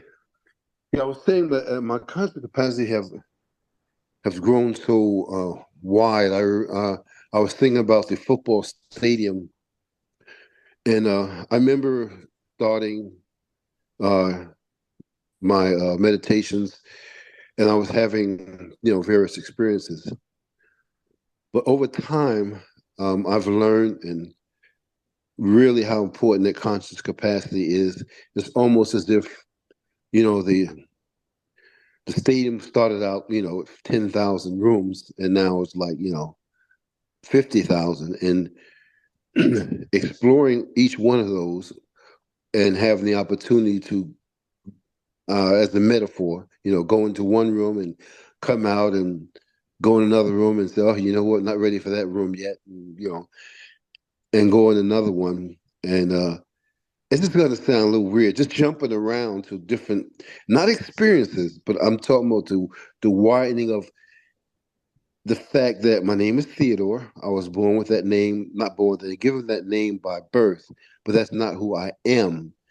So I'm able to recognize that I have a soul and this brain, or this physical brain, name is Theodore in the body, but myself, my soul, the capacity of that is so amazing. I was thinking about when uh, someone has, go from one life to another, and maybe in one life I've passed away at say 12 years old or 15 or 25, and it doesn't matter age. When you were talking earlier, it doesn't matter because either if I'm even talking to someone who missed me at any one of those ages, I can talk through all of those ages at one time as that individual soul because there is no age on either one of them. And they would understand and hear me, even remember me at that age. But in essence, there's no time or age in that. And I've learned that from my conscious capacity. I know that sounds way out there, but maybe you can help elaborate on that a little better. But it's been a really, really big help. And you know where I came from it back from as a pastor. My conscious capacity, my spirituality has grown tremendously, and I'm still meditating twice a day. Awesome. That's great, Ted. Yeah, Ted, Ted has been a pastor most of his life. So, and then we met several years or 4 or 5 years ago now. Yeah, But that's beautiful, Ted. Yeah, the soul is ageless. I think the soul is eternal. Now we cannot test that because you can't experience eternity. Eternity means no beginning, no end. There's no start, no end to it. right. But logically, and my memory is going back 6,000 years, so forth, and my logic, uh, tells me that our mind, our consciousness, our soul is ageless. It is eternal. So in that sense, not time bound. Time still exists, but not the soul, I think, is uninfluenced by the continuum of change. That's how I define eternity. That Hmm. uninfluenced by the continuum of change. Um, I don't think anyway, that's very subtle stuff, but very profound stuff there, Ed, in right. terms of what you're trying to describe in terms of your experience, how the meditation has helped you. Yeah, connect with that. I will share. This is one thing with you. Hey, guess what, Calvin? I was a Egyptian warrior at one time. Uh, yeah, It, so this, huh? you probably knew each other then. The memory came back to me, and it was just exciting but interesting. Uh, But I just thought I'll share that a little bit. Think so. Think we did. Thanks, Ted. Thanks. Sandra. Okay, mine's a little bit of an anecdote and a question. Mhm. So bear with me. Yep. When my mom passed away in '04, and my son was 12 at the time. And he started saying that my father was going to outlive him. And I would tell him, no, maybe my father might outlive me because he's 26 years older than me, but he was X amount of years older than my son. My son happened to be right. He passed at 18, and my father passed at a month shy of his 94th birthday, just about 4 years ago. Monday was the anniversary of Nick's 15th passing. While he was alive, after he started telling me that he was going to pass young, anytime he played a sport, he wanted the number 11 jersey because he said number 11 was his lucky number. Okay, fine. You know, everybody has what they think is a lucky number. I always thought my lucky number was 17. His was 11. He passed away on 11/11/2009. And if you add them up, that's 3/11s. Okay. And if you believe that go crossing over, leaving the physical body behind, is the best thing that actually happens to a human being. We get to be reborn into the form that we started out with. We go home, you know, we shed the body and the troubles. It definitely had to be a really lucky day for him. Ever since he passed away, 11s, of course, are one of the things that I take as signs from him. And I get multitudes of other signs, music, things that I just know he's saying to me. I've seen him. I've had full body manifestations. I've had incidences where I've actually physically touched him. I've had dream visits. You know, he uses ravens, he uses ladybugs, but 11 is his thing. And I've never really gotten an answer on this. What happens all the time to me, if TV is on, and I don't really pay attention to a lot of TV. My husband is the TV person. I'm usually reading as he's watching TV. A commercial will come on for a sporting event. If I look up, 99 and 9/10% of the time, the jersey number that's going to be facing me is number 11. Okay. And of course, I always say to my son, thank you, Nick. I see you saying hello there. Where I start to wonder, though, is, I mean, I see it on license plates. And again, I'm not looking for it, but if I glance up, I'm going to see an 11 almost surrounding me. If there's 4 cars, 3 of them are going to have an 11 on there. Again, I take it as a hello from him. I read a lot. I read every single day. I read for hours. That's my most passionate activity. Every single book I read, somebody is 11 years old. It happened at 11 p.m., 11 a.m. It was the 11th month. It was $11. It was 11, 11, 11, 11. And is it just that 11 is such a common number that people pick? Or is it possible that my son is manipulating what I'm reading so that the number that I see is 11 and someone else might not see that number the same way? So here's the thing.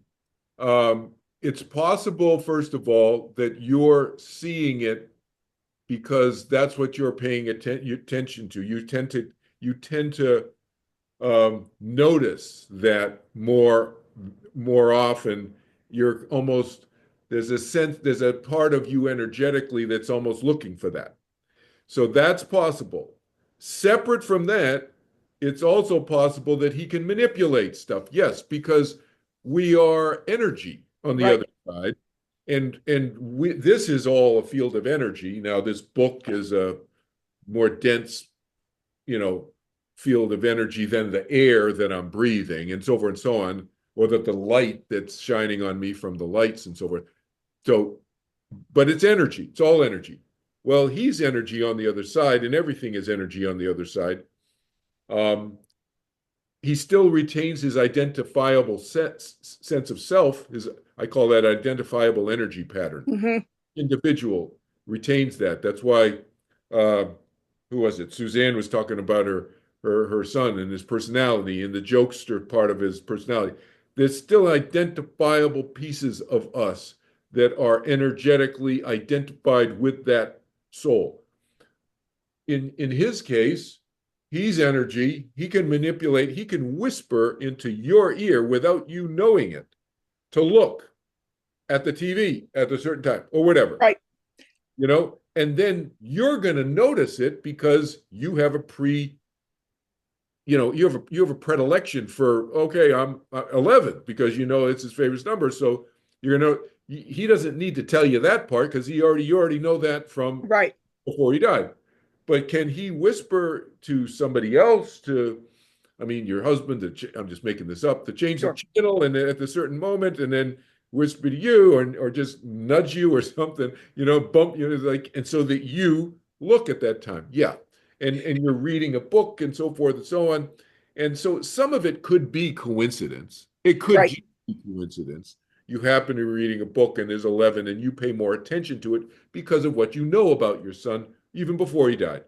And then since he died, so forth. So it could be a combo of both. And to me, it's not necessary to discern and decide, oh, it's definitely because of this, it's definitely because of that. It's not important. It could be either. But what's valuable to me is the effect of that on us, and it comforts us and so forth. Now, in some cases, it's incontrovertible. It's not arguable. You can't argue against it, and it's clear that it's him. There are certain situations, certain scenarios, and you probably experienced some where it's just no, it's not just a coincidence, that happened, right? Yep. My kids are convinced that I do it deliberately, that I am searching for those signs so desperately that I'm putting 11s everywhere, even if they're not really there. And I try to tell them, I don't think that's it. I said, maybe there's some of them are just coincidences, Yeah. but usually when it happens, there's some reason, I'm having a bad day, or Right. I'm missing him extra more, and Exactly. maybe I am again, but I never thought about it, him putting it in my ear or nudging me. But it's like, I don't notice the chapter numbers of any other not chapter I'm reading, but if I turn to chapter 11, it jumps out and it's like, don't forget, Mom, I'm right here, and Yeah. so I was just curious about that. Yeah, and your kids could be right about 10% of the time. I don't know. I don't know what I'm just making a number up. But it's not absolutely, there's no absolutes. That's the Right. life. That's the thing about the universe. People are trying to say, if you ever hear anybody saying absolutes about anything, whether it's about what Sandra's talking about or anything, it's you know that somebody's making something up because it's just there's no absolutes. There's probabilities. Nothing is figured out permanently all the way, everything, because if that was the case, then nobody would be able to say no. Everything would be yes all the time, and lots of people say no. Look at the election we just had. Talk about free will. Talk about individual choices people are making that's out of the control of other minds. You cannot control another mind.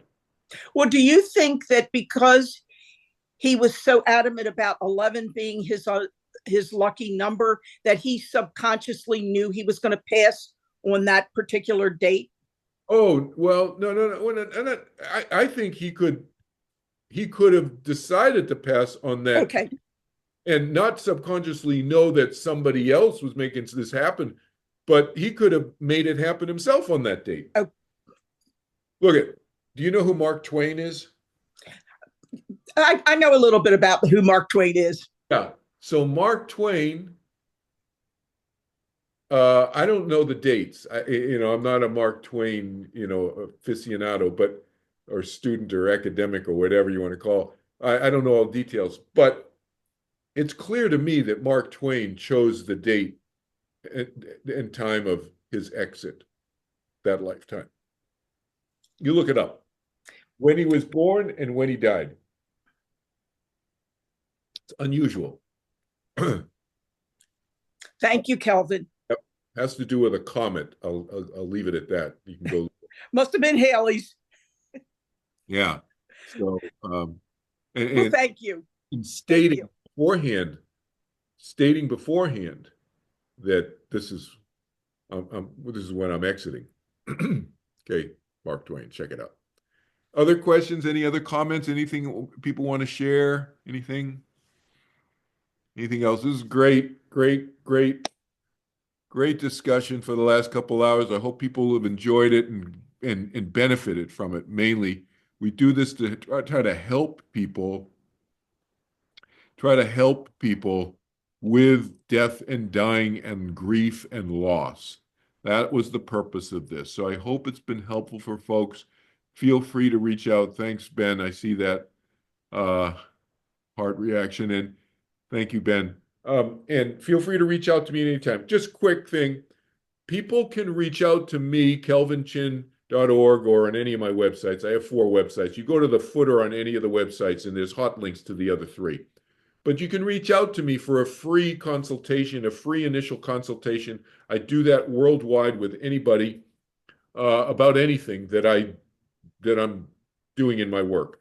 A free initial consultation for an hour, and then if you, as you've already heard people say, I teach meditation. I call it turning within meditation. You can Google that, look that up, and just reach out to me if you're interested in, or just curious. Maybe you're not even sure if you want to take the class. That's okay.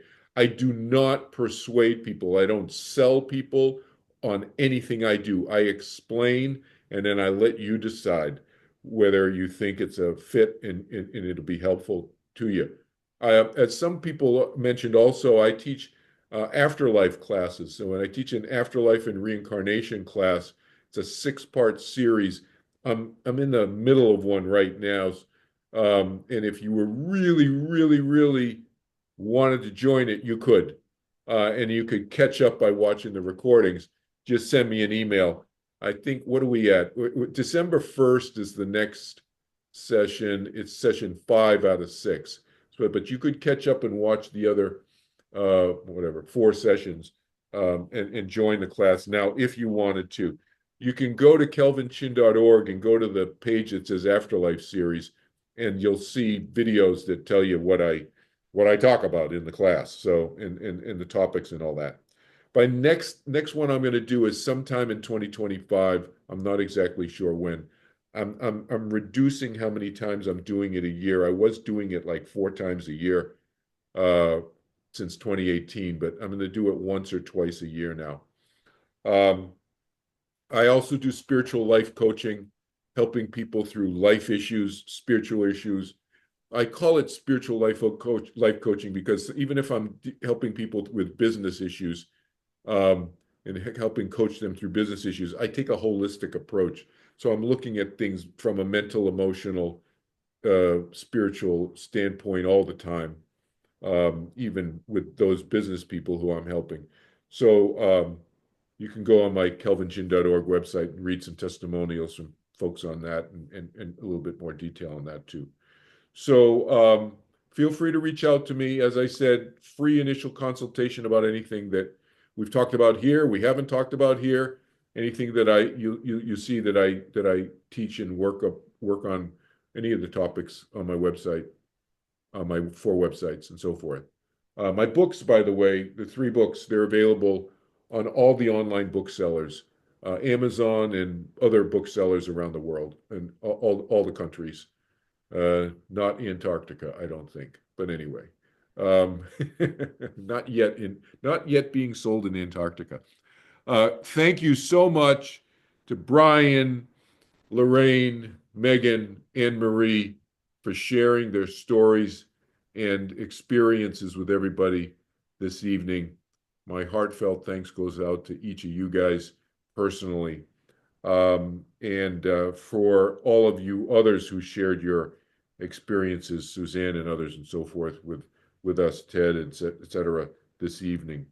So I hope this has been helpful, and take care of each other, take care of yourself. All right. We'll see you again soon. Take care. Thank you. Bye-bye. Thanks, John. Good to see Yeah, you. take care.